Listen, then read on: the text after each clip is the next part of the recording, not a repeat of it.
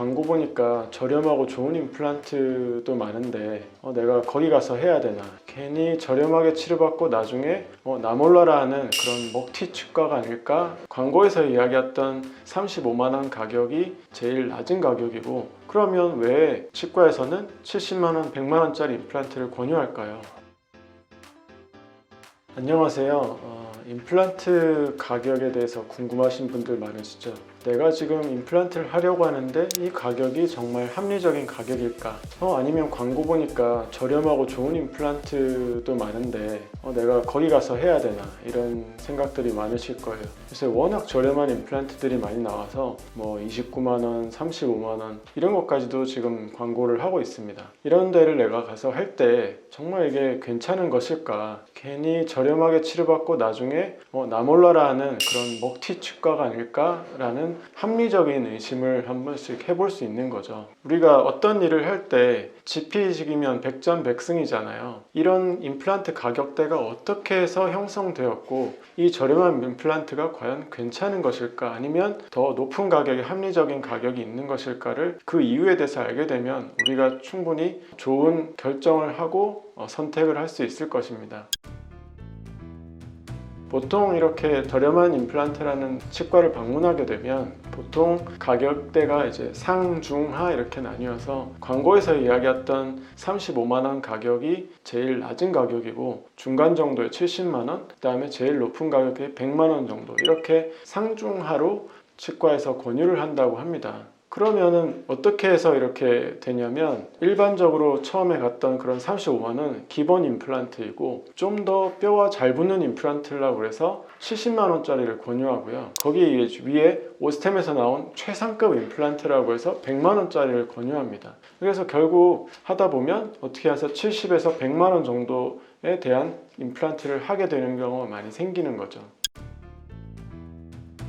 그러면 소비자들 입장에서는 체크해야 될 부분이 생기게 되는 거죠. 임플란트 브랜드에 따라서 정말 퀄리티 차이가 있는 건지, 아니면 뼈에 잘 붙는 임플란트가 정말 중요한 것인지, 이거에 대해서 한번 알아볼 필요가 있는 겁니다. 임플란트는 그 기술들이 많이 발전해 왔는데, 그 기술은 대부분 바로 임플란트 표면 처리 기술의 발전이라고 볼 수 있어요.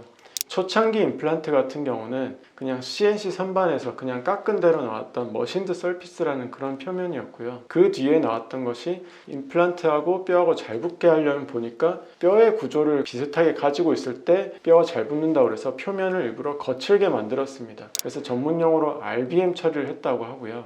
거기에서 더 나아가서 표면을 더 자잘자잘하게 거칠게 만들고 여러 가지 구멍들이 많은 구조로 만들기 위해서 산처리를 했는데, 이걸 SLA 타입이라고 합니다. 그리고 거기에 더해서 뼈를 만드는 세포인 조골세포라고 하는데, 조골세포가 와서 뼈를 잘 만들 수 있도록 TPC라든지 하이드록시 아파타이트라든지 이런 골재생 유도물질 같은 것들을 부착해서 임플란트를 표면을 만들기 시작했고요. 최근에 와서는 칼슘 같은 것까지도 추가로 더 붙여가지고 뼈 생성을 유도하는 물질들을 많이 임플란트 표면에 부착해서 훨씬 더 예전보다 임플란트에 뼈가 빨리 와서 잘 부착되게끔 그렇게 임플란트들이 나오고 있습니다. 그래서 같은 임플란트 회사라 하더라도 그 회사에서 표면 처리에 따라서 임플란트 가격대가 다양한데요. 아까 얘기했던 RBM 처리로 되는 그런 임플란트도 나오고, 그리고 SLA 타입도 나오고, 최근에 나온 CA 타입 이런 임플란트들도 나오게 된 거죠.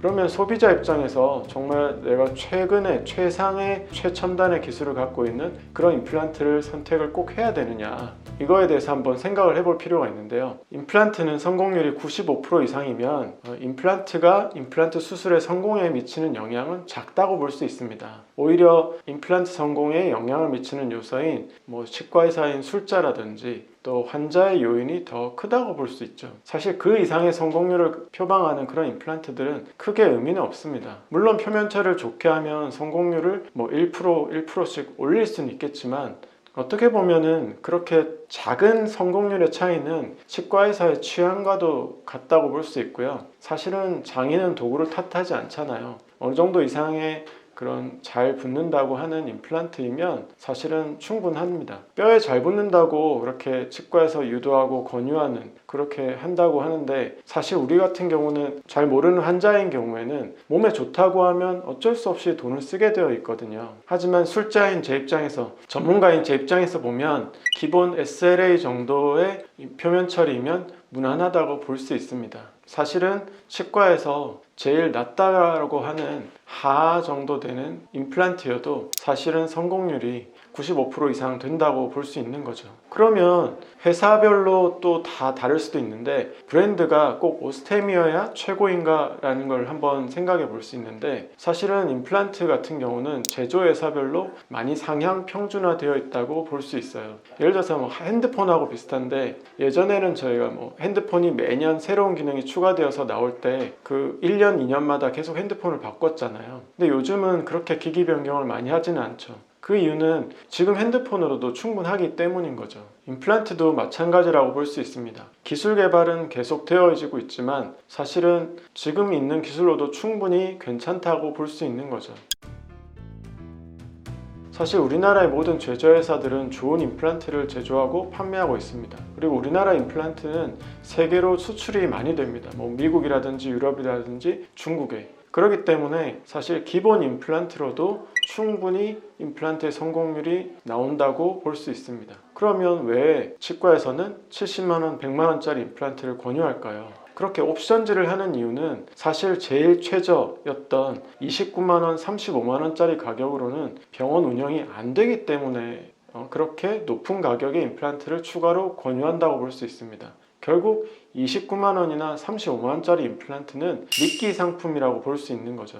여기서 우리는 반대로 생각해 볼 수 있는데요. 왜 그러면 이 치과에서 70에서 100만원짜리 임플란트를 권유할까라는 걸 생각해 볼 수 있습니다. 이것은 바로 합리적인 가격이 70에서 100만원 사이라는 것을 반증하는 것입니다. 그래서 여기에 합리적 임플란트의 가격에 답이 있다고 볼 수 있는 거죠. 아까 말씀드린 대로 임플란트 성공에 세 가지 요소가 있는데, 첫 번째가 치과의사인 술자이고요, 두 번째가 환자, 세 번째가 임플란트입니다. 지금은 임플란트가 상향 평준화되어 있기 때문에 오히려 임플란트보다는 술자의 경험과 능력이 더 임플란트 성공률에 영향을 미친다고 볼 수 있습니다. 그리고 똑같은 치과에서여도 사실은 컨디션에 따라서 다를 수 있겠죠. 너무 많은 환자를 보다 보면 실수가 나올 수 있습니다. 사실 오후보다는 오전이 더 컨디션이 좋을 수 있죠. 여기서 농담으로 술을 좋아하는 치과 선생님들은 밤새 술을 먹으면 오전엔 술이 안 깨기 때문에 오후가 더 나을 수도 있겠죠. 마지막으로 환자들의 경우에 잇몸이 너무 망가져서 임플란트를 해야 되는 경우가 있습니다.